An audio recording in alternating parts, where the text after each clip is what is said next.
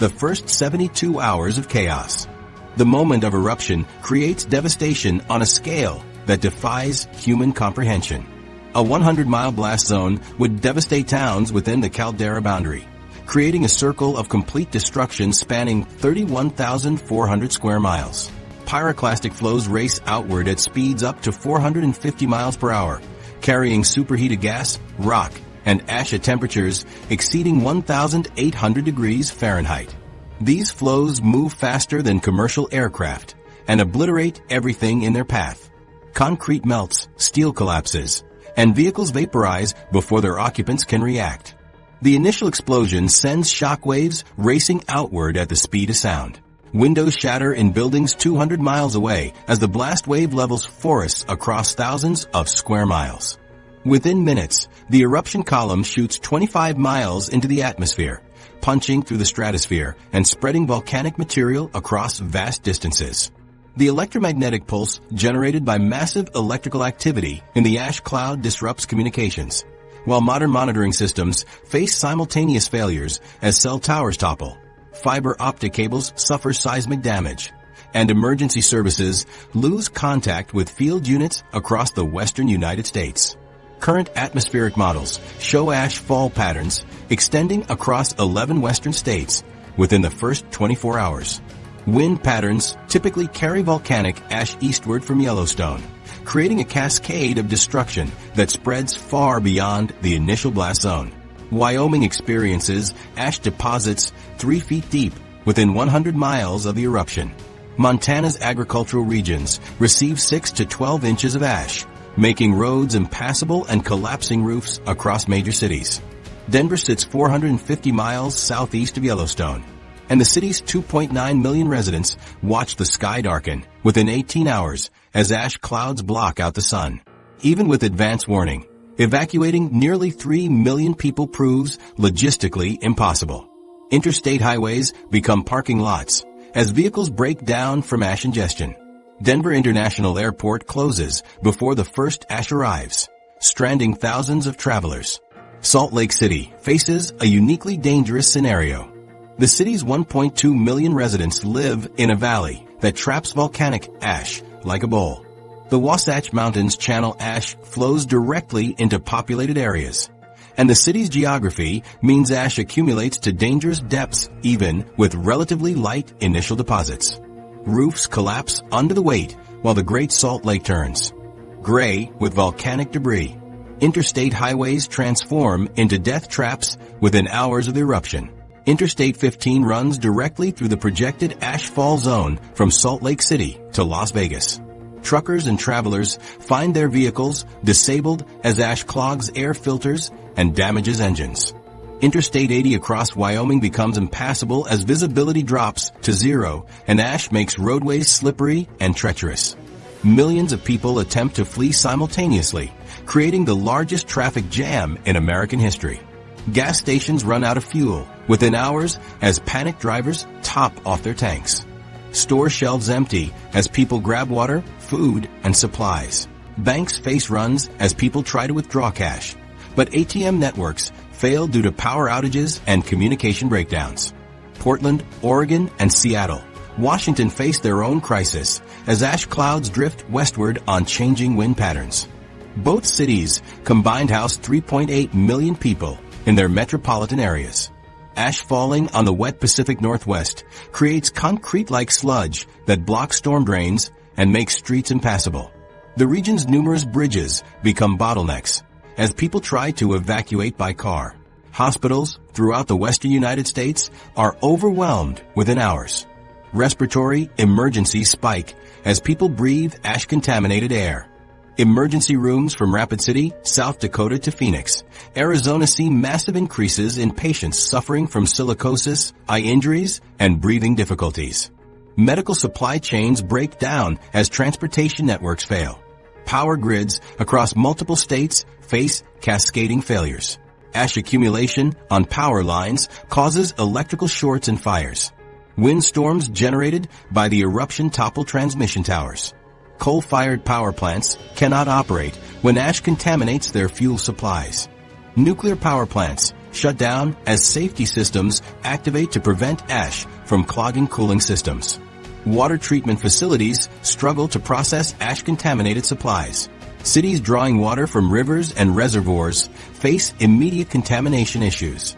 Municipal water systems shut down rather than risk poisoning their populations. Bottled water disappears from store shelves within hours, leaving millions without safe drinking water. The chaos extends far beyond the immediate ashfall zone. Stock markets crash as news of the eruption spreads globally. International flights avoid North American airspace entirely. Cruise ships change course to avoid West Coast ports.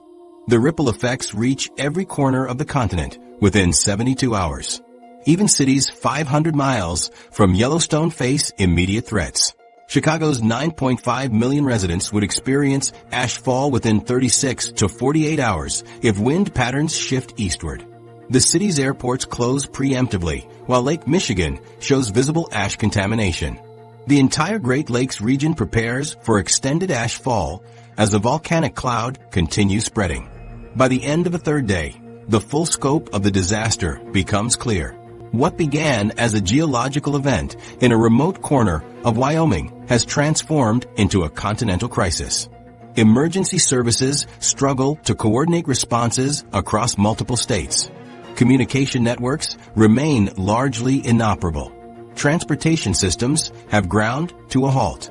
And this represents only the beginning of what scientists predict will be months or years of unprecedented challenges as the ash cloud continues its relentless march across the continent. When the sky turns black, ashfall in the following days would shut down power grids across multiple states, as particulate buildup on lines and substations induces short circuits, as documented in Pinatubo's 1991 aftermath.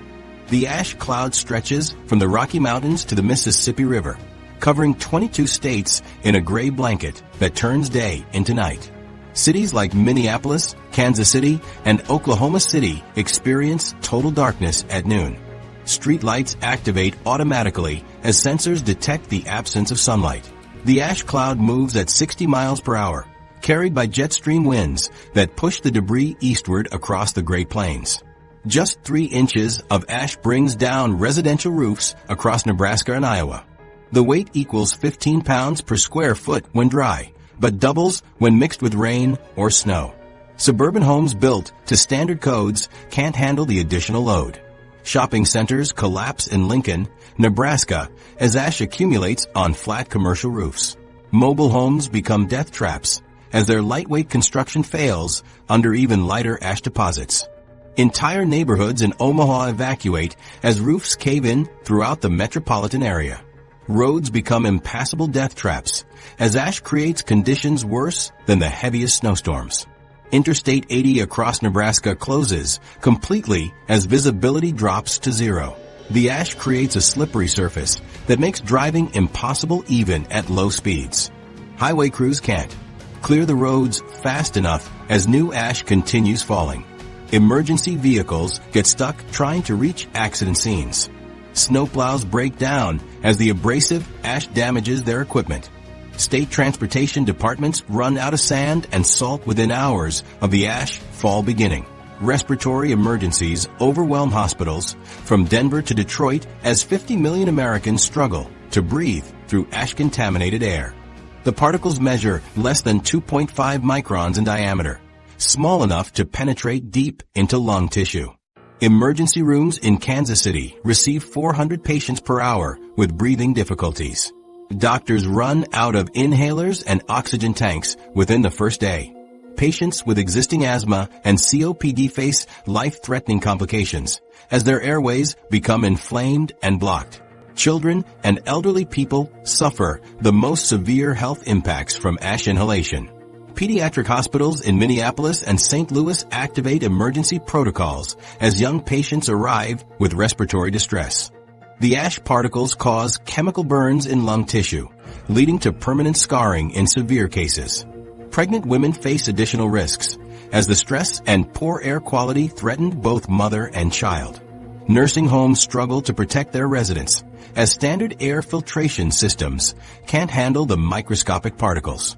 Water treatment plants across the Midwest shut down as ash contaminates their intake systems. The Missouri River turns gray with volcanic debris, making it impossible to process for drinking water. Cities drawing from the Mississippi River face similar contamination issues as ash-laden runoff flows downstream. St. Louis water treatment facilities close after detecting dangerous levels of fluoride and heavy metals in the ash-contaminated supply. Chicago prepares for water shortages as Lake Michigan shows visible ash contamination along its western shores. Municipal water systems in affected areas stop operation rather than risk poisoning their populations. Kansas City's water treatment plant processes 300 million gallons daily, but can't remove the fine volcanic particles effectively. The ash clogs filters and damages pumping equipment, forcing emergency shutdowns. Rural communities dependent on well water face immediate contamination as ash seeps into groundwater supplies. Livestock across the Great Plains die from drinking ash-contaminated water, creating additional health hazards. Hospitals face cascading failures as their infrastructure collapses under the ash assault. Mayo Clinic in Rochester, Minnesota activates emergency power systems as ash accumulation shorts out electrical equipment. Ventilation systems designed to filter normal air can't handle the volume of volcanic particles. Operating rooms become unusable as ash infiltrates supposedly sterile environments. Medical helicopters can't fly in the ash cloud conditions, cutting off critical care transport for rural patients. Communication towers topple under the weight of ash accumulation and ice formation. Cell phone networks fail across the affected region as towers lose power and structural integrity. Internet service providers struggle to maintain connections as fiber optic cables suffer damage from falling debris. Emergency broadcast systems go silent in many areas as radio towers collapse. Satellite communications face interference from the ash cloud in the upper atmosphere. Vehicle engines fail by the thousands as ash clogs air filters and damages internal components. Cars abandoned on highways become obstacles for emergency vehicles trying to navigate the disaster zone. Ash particles enter engines through intake systems, causing immediate mechanical failure. Diesel trucks fare slightly better, but still suffer engine damage from the abrasive particles. Aircraft engines face catastrophic failure if exposed to volcanic ash, grounding all air traffic across the affected region. Commercial aviation shuts down completely across the central United States as ash clouds make flying impossible. Chicago O'Hare International Airport closes indefinitely as ash covers runways and damages ground equipment. Delta Airlines cancels 2,000 flights as aircraft can't safely operate in ash-contaminated airspace. Cargo flights carrying emergency supplies can't reach affected areas, worsening the humanitarian crisis.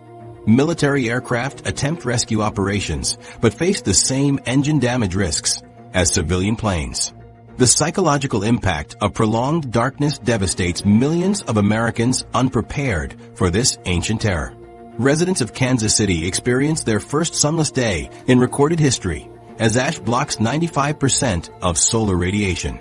Seasonal affective disorder cases spike as people struggle with the artificial winter conditions. Suicide hotlines receive record numbers of calls as the darkness triggers depression and anxiety. Children ask their parents when the sun will return, but adults have no answers. The ash. Fall creates conditions unlike anything in recorded American history, surpassing even the Dust Bowl of the 1930s in scope and severity. Modern infrastructure designed for normal weather conditions fails catastrophically under the volcanic assault. The combination of respiratory health crises, infrastructure collapse, and prolonged darkness creates a perfect storm of human suffering. Recovery efforts can't begin until the ash stops falling, but volcanic eruptions can continue for months or years. Yet even as cities struggle with immediate survival, the volcanic ash settles across America's most productive agricultural regions, threatening the foundation of the nation's food supply.